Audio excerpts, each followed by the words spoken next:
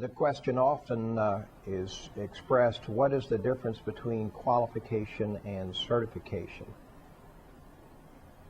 And that requires some careful thought and some careful explanation, because it's an area that has been very much abused over the time that I've been associated with non-destructive testing. I'd like to give a definition of qualification as being a person who has paid the price to have learned all he can learn and all it is recommended that he learn by the American Society of Non-Destructive Testing about the given method that he's making application of. So he has had formal education in that particular method. He's gone another step.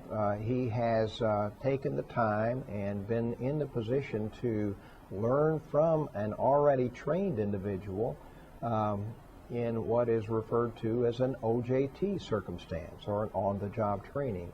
So he's had practical training. He's had an opportunity to make his own decisions under the guidance of another person. He's also had formal training.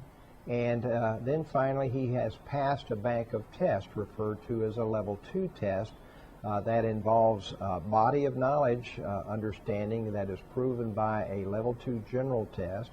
It involves proof of his ability to read and interpret and make proper application of code language that is proven by a specific test. And finally, he's proven his qualification by virtue of taking a practical test where he's been given an opportunity to prove what he knows by making hands-on application of the methodology to prove that he knows how to find and properly interpret discontinuities in the objects that he is making application of the test method to.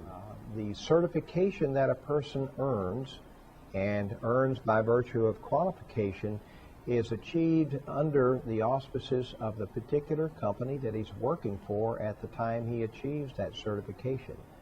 It's therefore to be understood that when he leaves that company and goes from that company to some other where he's not being recertified because he's not being asked to do non-destructive testing, that person loses his certification, and it should be re-earned by first re-qualifying such that the new company that is seeking his services can recertify him. The certification is really a simple written document. It is a testimony on the part of somebody who cares and knows that this person that is being discussed is in fact qualified to be certified under the new company's organization.